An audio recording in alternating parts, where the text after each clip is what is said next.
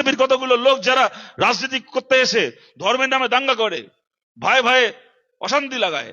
আমাদের লড়াই সেই সমস্ত বিজেপি নেতাদের বিরুদ্ধে। কোন সাধারণ বিজেপি সমর্থক আমাদের শত্রু নয়। সাধারণ বিজেপি সমর্থকদেরকেও বলছি, অভিজিৎ গাঙ্গুলিকেও বলছি, যদি আপনি ভেবে থাকেন, যদি আপনারা বুঝে থাকেন, যদি আপনাদের মনে হয়ে থাকে যে তৃণমূলের সঙ্গে বিজেপির বোঝাপড়া রয়েছে, ওই বোঝাপড়া নিয়ে কপাল চাপড়ে কি হবে? কদিন আর কপাল চাপড়াবেন?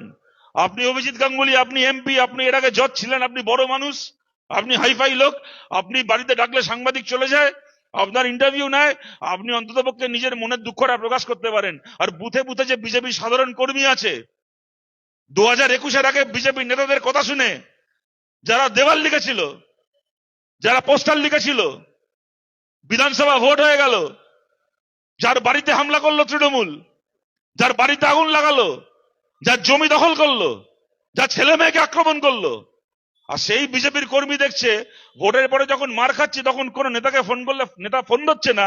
এদিকে টিভি চালিয়ে দেখছি আমার নেতা দিলীপ ঘোষ ভোটের আগে বলেছিল কোনো চিন্তা নেই, লড়ো তৃণমূলের সঙ্গে, মমতা ব্যানার্জিকে বুঝে নাও, আমি আছি। আপনার কথা শুনে বুঝতে গেলাম মমতা ব্যানার্জিকে। এখন মমতা ব্যানার্জির লোকেরা আমার চামড়ার মাপ নিচ্ছে। এখন ফোন করলে কোনো নেতা আর ফোন ধরে না। আর এখন টিভি খুলে দেখি সেই দিলীপ ঘোষ এখন বউকে নিয়ে জগন্নাথ মন্দির উদ্বোধনে মমতা ব্যানার্জির পাশে বসে গজা খাচ্ছে। সেই বিজেপি কর্মীকেও বলছি, সেই বিজেপি সাধারণ সমর্থককেও বলছি, আপনি আমাদের শত্রু নন। যে যন্ত্রণা আপনার বুকে আছে সেই যন্ত্রণা আমাদের বুকেও আছে। এই একটা পূর্ব মেদিনীপুর জেলায় 2007-8 সাল থেকে আমাদের অনেক কমরেডকে আমাদের হারাতে হয়েছে, আমাদের অনেক কমরেডকে খুন হতে হয়েছে। যাদের সঙ্গে একসাথে মিটিং করেছি, মিছিল করেছি, তাদের নাম লেখা শহীদ বেদিতে এখন মালা দিতে হয়।